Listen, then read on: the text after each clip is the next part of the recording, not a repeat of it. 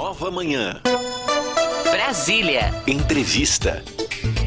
Falávamos agora há pouco sobre a campanha de multivacinação, tudo isso. A gente voltou a falar muito de vacina no momento da pandemia e temos um dado impressionante que é o seguinte, olha, por dia, 10 profissionais foram afastados do trabalho pelo INSS, o Instituto Nacional do Seguro Social, isso em 2020 e 2021 aqui no DF, por conta de problemas de ansiedade e depressão.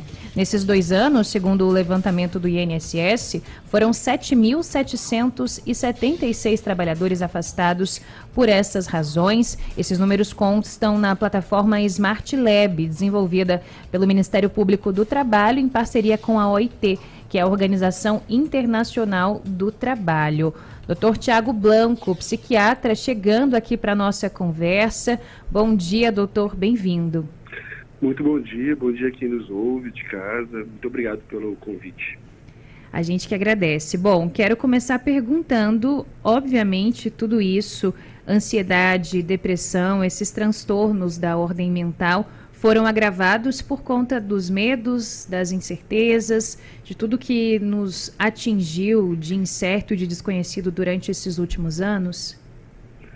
Sem dúvida, a situação de exceção caracterizada pela pandemia da Covid trouxe para a gente o enfrentamento de situações bastante desafiadoras para o ser humano, né? Como você mesmo disse há pouco, a experiência do medo, né? O luto que muitos passaram, o distanciamento social, essa impressão ou essa experiência da vigilância contínua acerca de si mesmo, associado com uma grande imprevisibilidade do que estava por vir, ou mesmo depois que já tínhamos as vacinas, a imprevisibilidade de quando a situação ia se encerrar, junto com crise econômica e, principalmente, a experiência de uma vida sem sentido, esse dilema de que vale apenas viver para sobreviver, se não uma busca por uma vida com sentido, uma vida que tenha prazer. Na medida em que as pessoas foram limitadas no seu alcance do prazer, ou no alcance até de conviver com outras pessoas com quem elas gostavam, isso acabou gerando um desconforto psíquico muito grande, implicando um risco ao adoecimento no campo das emoções muito significativos aí, que a gente pode entender um pouco do porquê de tanto afastamento por ansiedade e depressão. Doutor Tiago Blanco, bom dia. Diego Amorim aqui, obrigado pela sua presença no Nova Manhã.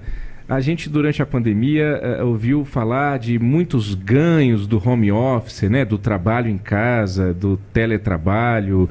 Muitas empresas gostaram disso, houve uma clara redução de despesas, tanto é que até hoje nós temos muita gente que não voltou a trabalhar do escritório e talvez não vá voltar. Mas quando a gente fala de home office, da pessoa trabalhando dentro de casa, a gente está falando de um pai de família, de uma mãe de família, de um homem, de uma mulher que transformou a sua sala de estar muitas vezes no seu escritório, no seu ambiente de trabalho, com os estresses acumulados das questões da casa, da louça para lavar, do chão para limpar, do lixo para colocar para fora, tudo isso ali num mesmo ambiente, os conflitos e atritos familiares que a gente viu também aumentarem na pandemia, coisas que não existiam antes, ali com aquela convivência intensa, passaram a existir. A minha pergunta ao senhor a gente sabe dos ganhos do trabalho de casa, mas isso também pode ter aí um aspecto em determinadas situações de potencializar a ansiedade, a depressão, enfim? Muito bom dia. Eu acredito que sim. Na medida em que algumas pessoas podem ter uma dificuldade maior nessa separação entre o que é o espaço doméstico e o espaço do trabalho, né? Na medida em que o trabalho invade a vida do sujeito e já não há mais essa diferenciação muito clara entre o momento do trabalho e o momento do lazer, enfim, isso pode sim trazer uma dificuldade nesse campo e favorecer o adoecimento. Então, o trabalho doméstico, o trabalho, né, em casa, né, o home office, ele pode ser muito bem-vindo, ele favorece algumas questões, ganho de tempo, comodidade, mas é preciso ser bem trabalhado pelo sujeito que o elege para que tenha um espaço e o tempo do trabalho especificamente, e o espaço e o tempo da vida privada, do lazer e das atividades do cotidiano da família. Doutor, esse agravamento, né, dos problemas de saúde mental ao longo dos últimos anos é uma conta que chega agora, mas que muita gente continua pagando ainda pelo resto da vida, né? Acaba muitas vezes precisando de um tratamento, enfim, tem o afastamento do trabalho, mas é um cenário que a gente já pode entender que tende a mudar agora com o arrefecimento da pandemia, ou por conta de vários outros fatores, a questão das redes sociais, a pressão no trabalho, enfim, tende a acender um sinal de alerta para que a gente realmente acompanhe, porque ao longo dos anos, com a evolução da sociedade, a tendência é que as pessoas de fato fiquem mais ansiosas, mais depressivas, independente da pandemia. Isso já era uma perspectiva que a gente já vinha acompanhando há algum tempo, né? Essa sociedade contemporânea, essa sociedade, né, que traz algumas características de uma velocidade mais rápida. Essa sociedade do smartphone, né, ela já tinha uma perspectiva de uma maior prevalência de transtornos ansiosos. Eu acho, a pandemia deixa uma marca irreversível, né? Todos nós fomos expostos a essa experiência, né? Vamos levar as consequências dessa experiência com nós. Algumas pessoas terão alcançado algumas habilidades, competências vantajosas, outras tendo adoecido e levando esse adoecimento ao longo da vida. O que nós estamos vivendo agora é alguma coisa que já era dito há algum tempo, mas está ficando mais claro, que é a perspectiva dessa quarta onda da Covid, que não é uma onda letal, não é a onda da morte pela infecção pelo vírus, mas a onda do efeito psíquico de uma onda que vem acompanhando e vem trazendo efeitos de muito sofrimento para essas pessoas. Eu chamaria até atenção muito significativamente para os jovens, né? Sobretudo os adolescentes que foram expostos à Covid, por exemplo, ficaram 2 anos sem frequentar a escola, ficaram 2 anos sem se relacionar com seus colegas, e veja, né, numa idade jovem, 2 anos tem um impacto muito significativo, né? Aos 40, 50 anos, 2 anos tem uma diferença muito grande do que é 2 anos entre 12 e 15 anos. Portanto, o efeito que nós vamos identificar, sobretudo nesses jovens, do ponto de vista de capacidade de desempenho, nas habilidades de relacionamento interpessoal, enfim, de como lidar com a vida, é muito significativo. Nós ainda estamos mensurando esses efeitos, mas na clínica isso já é muito visível. Imagino que na casa das pessoas que estamos escutando também já seja bastante perceptível a diferença e os novos desafios que estão enfrentando e que vão nos acompanhar aí ao longo de vários anos ainda. São 8h17. Você que está nos acompanhando na Nova Brasil FM 97,5, a gente conversa com o psiquiatra, o médico, o Dr. Tiago Blanco, sobre os efeitos da pandemia da Covid-19 na saúde mental. Doutor, a gente ouvia muito psicólogos, sobretudo durante a pandemia, orientando os seus pacientes a, em determinado momento ali nos meses mais duros da pandemia, a fugirem do noticiário, a tentarem desopilar um pouco a mente, pensar em outras coisas, mas havia um grupo de pessoas que não conseguia fazer isso. Eram os médicos, vocês que estavam na linha de frente, sobretudo aqueles que estavam em unidades de pronto atendimento, nós, jornalistas, que não tínhamos como deixar de ver o noticiário porque estávamos fazendo aquele noticiário, mas tantos outros, assim, que eu diria ao senhor que durante a pandemia poderiam fazer o seguinte comentário: não, tá tudo bem, tá tudo certo, a pandemia não está me atingindo, não é essa coisa toda, estão exagerando. E agora que a gente vive um bom momento, ainda bem, graças à vacina, graças a tanta coisa que aconteceu nesse tempo, a gente vê a pandemia numa situação bem mais confortável. A minha pergunta é: existe alguma possibilidade de rebote? Existe alguma possibilidade de aqueles que não sofreram durante a pandemia, daqui para frente, em um determinado momento, falar: puxa, está acontecendo alguma coisa estranha aqui comigo, o que é? E pode ter sido um acúmulo de tensão, de preocupação ao longo desses anos que agora extravasa? Acho que sim.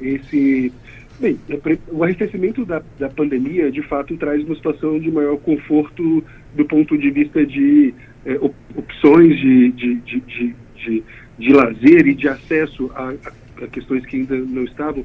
Mas essas pessoas que continuaram trabalhando, esses profissionais, que envolvem os profissionais de saúde, os profissionais vinculados à mídia e às informações de maneira geral, acabaram ficando sobrecarregados de trabalho, né? Enquanto uma parcela da população não pôde sair de casa, uma outra parcela que saía tinha um excesso de função atribuído, né, e um excesso de responsabilização nesse processo todo.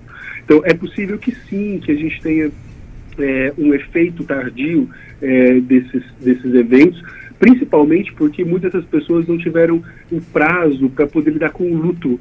O luto não apenas das pessoas próximas que faleceram, mas sobretudo por estar em contato com a morte de uma maneira muito frequente e muito contínua, sem que tenham tido, muitas vezes, o suporte necessário para a elaboração de recursos de enfrentamento adequados. Então, nesse sentido, é possível sim que a gente veja um efeito tardio nessa população, e é importante que nós estejamos atentos para isso, para que as pessoas possam procurar ajuda tão logo identifiquem sinais precoces desse adoecimento ou dessa estafa profissional que também pode sobrevir. Doutor Tiago, muita coisa já aconteceu nos últimos anos, a saúde mental se tornou, digamos assim, um pouco mais popular, as pessoas já falam disso com um pouco mais de naturalidade, mas a gente percebe no nosso dia a dia, o ouvinte da Nova Brasil também pode ter essa percepção de que ainda existe sim um certo estigma, uma certa resistência, talvez de pessoas mais conservadoras no sentido de não se abrir a possibilidade de olhar para dentro e ver que tem alguma coisa errada dentro de si. O que o senhor diria para quem nos acompanha e que ainda pode ter o estigma muito forte de que psiquiatra não é lugar para mim, é lugar para todo mundo, mas menos para mim, porque eu não sou isso, eu não sou aquilo? O que o senhor diria, o senhor que lida com tanta gente nesse dia a dia clínico? Olha, a primeira coisa que eu queria dizer para as pessoas é de que tá tudo bem a gente ter medo, né, do que a gente não conhece, né? E, de fato, as doenças da mente, elas são doenças que não são palpáveis, então elas trazem uma grande insegurança. A gente tem um estigma muito grande em relação à loucura ou adoecimento psíquico como alguma coisa que nos faz sair do controle ou perder o controle sobre nós mesmos. Agora, eu queria chamar a atenção para o seguinte: o sofrimento ele deve ser sempre cuidado, né? Não vale a pena sofrer sem buscar ajuda, né? E o uso dos recursos terapêuticos no campo da psiquiatria e da saúde mental de maneira geral, que inclui não apenas medicações, mas sobretudo intervenções psicoterápicas e outras atividades, como até atividade física também inclui esse processo, são formas da gente nos cuidar, nos olhar para dentro da gente e preservar aquilo que nós temos que garante uma vida com qualidade. Eu comecei falando sobre isso, né? Que lá na pandemia a gente começou a ter uma experiência de uma vida que era voltada apenas para a sobrevivência, que ela não tinha vinculado prazer. E aqui, nesse momento, a gente também precisa olhar para isso. A vida, ela precisa estar imbuída de um sentido e de prazer. E o tratamento psiquiátrico vai permitir que a gente resgate isso. Então, para as pessoas que estão nos ouvindo, eu acho que é importante pensar nisso. Eu acho que os tratamentos, eles são formas de nos ajudar a evoluir. Eu costumo fazer um comparativo interessante com uma maratona, né? Se a gente perder o calçado, a gente vai até conseguir terminar a maratona, mas a gente vai terminar com os pés muito machucados. Com os pés vai demorar mais e os pés vão estar muito machucados. Se a gente absorve um recurso de terapêutico, seja a terapia, seja a medicação, é como calçar um tênis para fazer uma maratona. A gente vai conseguir chegar mais rápido e a gente vai conseguir ter um desfecho e chegar lá bem, chegar com os pés saudáveis, sadios, e é disso que se trata a busca por um tratamento um tratamento eficaz, com profissionais que sejam bem formados e qualificados. Enfim, é disso que se trata o tratamento. É isso aí. Dr. Tiago Blanco, médico, psiquiatra, muito obrigada pela sua participação aqui no Nova Manhã Brasília, pelos esclarecimentos, pelo tempo. Um bom final de semana para o senhor e até a próxima. Agradeço, muito bom final de semana para vocês e para todo mundo que nos ouve. Obrigado, doutor. Um abraço.